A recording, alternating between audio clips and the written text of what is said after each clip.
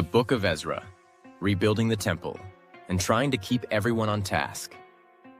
The Book of Ezra, the OG home renovation show, but with more ancient scrolls, divine intervention, and a few minor empire-wide decrees. It's all about the return of the exiles from Babylon to Jerusalem and the rebuilding of the temple, with Ezra the Scribe acting as the project manager and spiritual consultant. It's like a biblical version of a fixer-upper, except instead of worrying about countertops and paint colors, they're trying to avoid being arrested by the local authorities. Let's break it down. Chapter 1. 2. From Babylon to Jerusalem. A long walk home. The book kicks off with Cyrus, the king of Persia, who probably had a fancy crown and some great beard action, suddenly deciding that the Jews who've been chilling in exile for about 70 years can now go back to Jerusalem and rebuild their temple. How does he come to this decision? God stirs his heart, which is basically the ancient version of a divine nudge. Hey, maybe it's time to let them go. So 50,000 Israelites pack their bags, round up the kids, grab their livestock, and begin the trek back to Jerusalem. It's not exactly a luxury road trip. We're talking dusty roads, long days, and plenty of blisters. But the excitement of rebuilding the temple keeps them going. Who needs Netflix when you've got the promise of a divine building project? Chapter 3. Laying the foundation, with cheers and tears. Once they arrive in Jerusalem, the first order of business is laying the foundation of the new temple. The people are pumped. They build an altar and start offering sacrifices, and then they start laying stones for the new temple. You'd think it would be all high fives and happy dances, right? Well, not quite. Turns out, the older generation who remembered the glory days of Solomon's temple are standing around crying because the new foundation just doesn't compare. Meanwhile, the younger folks are shouting for joy because, hey, they're finally getting in a temple. The noise is so loud that you can't tell the weeping from the cheering. It's an emotional roller coaster. Chapter 4. Trouble in Temple Town. The original building permit problem. And, of course, this wouldn't be a good story without some drama.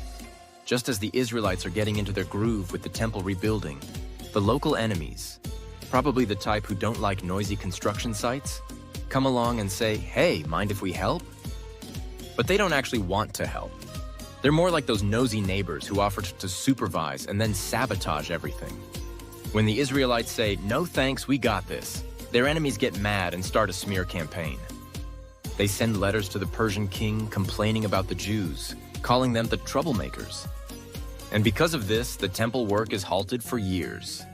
Imagine trying to finish a house renovation but getting stopped every time by city inspectors. It's frustrating. Chapter 5. 6. Prophets, Persian kings, and finally, some progress. Enter the dynamic duo, Haggai and Zechariah. These two prophets show up to give the Israelites a much-needed pep talk. They remind everyone that God's got their back and that they need to get back to work. So the Israelites get their building tools out of storage and start working on the temple out again. But just as they get back to the grind, the local authorities come by again like, hey, do you have a permit for this? Ancient bureaucracy, am I right? The Israelites respond with a simple, yeah, King Cyrus said we could. The officials check with the new king, Darius, who looks through the royal archives, finds Cyrus's decree, and tells everyone to leave the Israelites alone. Not only that, but Darius says the locals should help pay for the construction. How's that for turning the tables? Chapter 7. Enter Ezra the Scribe, with a letter from the king. Now the temple is finished, but the spiritual state of the people still needs some work.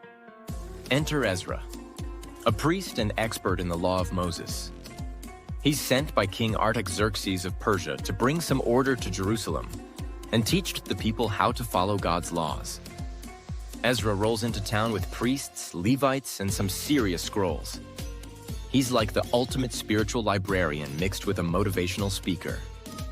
The king gives Ezra a letter that basically says, Ezra, you have full authority to set up judges and magistrates, teach the law, and even punish people who don't follow it. Oh, and also take as much gold and silver as you need for the temple. So Ezra rolls up his sleeves and gets to work, but not without first leading a massive prayer meeting. just to get everyone out in the right frame of mind. Chapter 8. The Journey Back. Ezra's Travel Tips. Ezra gathers a group of exiles and leads them on a second wave of returnees back to Jerusalem. But before they set out, he realizes they don't have enough Levites, which is like planning a road trip and then realizing you forgot to bring snacks. Levites are essential for running the temple, so Ezra sends out a quick recruitment email. Probably not, but that's the vibe. And soon they're back on track. Before the journey, Ezra leads the people in fasting and prayer, asking for God's protection because they're traveling without an escort. Ezra's like, "Look, I just told the king that God would protect us, so we can't exactly ask him for a bunch of armed guards now." The group makes it to Jerusalem safely, thanks to God's protection, and probably some excellent navigation skills. Chapter 9. 10. Ezra faces the people's mistakes. Cue the dramatic conflict. Just when things seem to be going well, Ezra discovers a big problem. Many of the Israelites, including priests and Levites, have been intermarrying with the people from the surrounding nations, something God had specifically told them not to do. Sorry ahead for this rude interruption. At Modern Testament Talks, we play by the rules. So I thought it might be important to let you know some rules about this program. Rule number 1. Stop, drop, and open up shop. It's important stuff. Rule number 2. Continue watching till the end, because our content is straight cash money. Rule number 3. Join us in Faith Foundations, Bible study, journaling and art activity.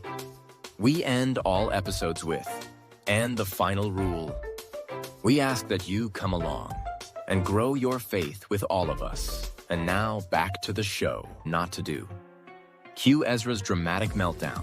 He tears his clothes, pulls out his hair, ouch, and prays a long, heartfelt prayer confessing the people's sins.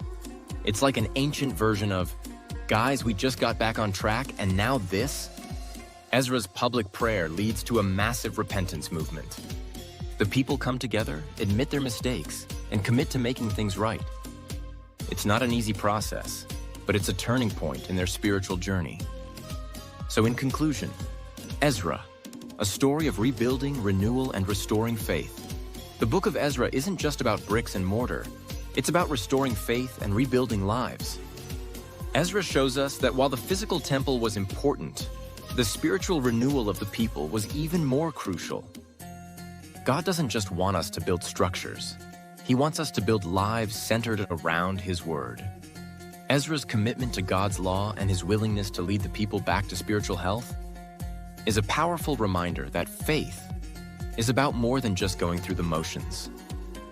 It's about being real with our mistakes, turning back to God, and working together to follow His path.